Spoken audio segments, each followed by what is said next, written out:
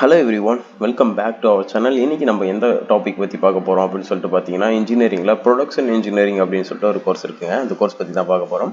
Okay, இந்த கோர்ஸில் படிக்கணும் அப்படின்னா நமக்கு என்ன எலிஜிபிலிட்டி, சிலபஸ் அண்டு எந்த காலேஜஸில் இந்த மாதிரி கோர்சஸ் இருக்குது, ஃபீஸ் எவ்வளோ இருக்கும், எது மாதிரியான ஸ்கோப் இருக்குது இந்த கோர்ஸுக்கு அப்படிங்கிற டீட்டெயில் நம்ம பார்க்கலாம். ஃபஸ்ட்டு இந்த ப்ரொடக்ஷன் இன்ஜினியரிங் என்ன அப்படிங்கிறதையும் நம்ம தெரிஞ்சுக்கலாம். ஓகே, நம்ம டாபிக் உள்ள போகலாம். இந்த ப்ரொடக்ஷன் இன்ஜினியரிங் கோர்ஸ் பார்த்தீங்கன்னா எதை பற்றி படிக்கிறது அப்படின்னு சொல்லிட்டு பார்த்தீங்கன்னா, மேனுஃபேக்சரிங் இன்ஜினியரிங் சொல்லாங்க இந்த ப்ரொடக்ஷன் இன்ஜினியரிங்க.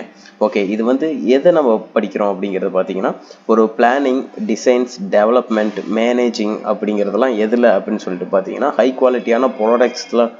குவாலிட்டியான ப்ரொடக்ஷன்ஸ்லாம் இருக்கும் பார்த்தீங்களா. எல்லா விதமான ப்ரொடக்ஷன்ஸ்லையும் நம்ம ஒரு பிளான் பண்ணி அதை எது மாதிரியான டிசைன்ஸ் கொடுக்கலாம், எது மாதிரி டெவலப்மெண்ட்ஸ் அதில் கொடுக்கலாம், மேனேஜிங் எப்படி கொடுக்கலாம் ஒவ்வொரு ப்ராசஸ்லையும் அப்படிங்கிறத பற்றி ஒரு குவாலிட்டி ப்ரொடக்ஷன்ஸில் எப்படி நம்ம இன்னும் நல்லா டெலிவர் பண்ணுறது அப்படிங்கிறத பற்றி தான் படிக்க போகிறோம்.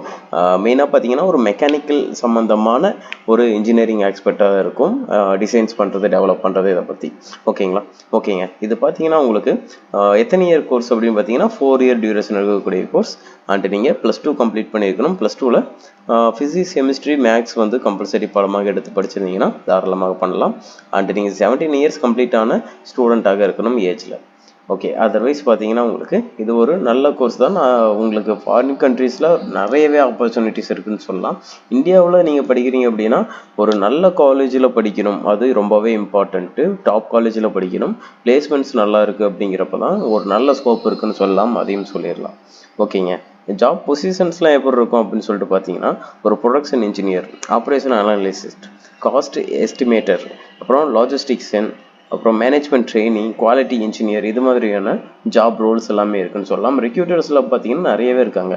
நம்ம சொல்லப்போனால் ஒரு மெக்கானிக்கல் சம்மந்தமான இண்டஸ்ட்ரின்னு சொல்லலாம்.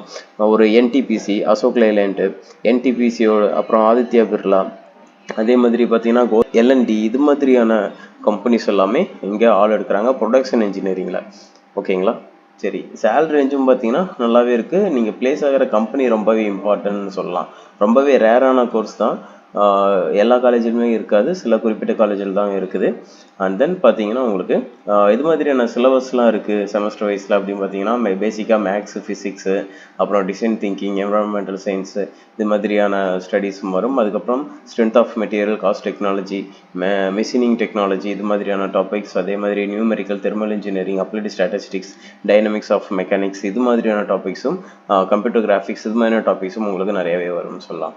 நீங்கள் ஒரு டாப் காலேஜில் இது மாதிரியான கோர்சஸ் அண்டு மற்றபடி எந்த ஒரு கோர்சஸ் படிக்கணும்னு சொல்லி நினச்சாலும், ஒரு டாப் காலேஜில் படிக்கணும்னு நினைக்கிறீங்க அப்படின்னா தாராளமாக ஸ்க்ரீனில் நம்பருக்கு கால் பண்ணுங்கள்.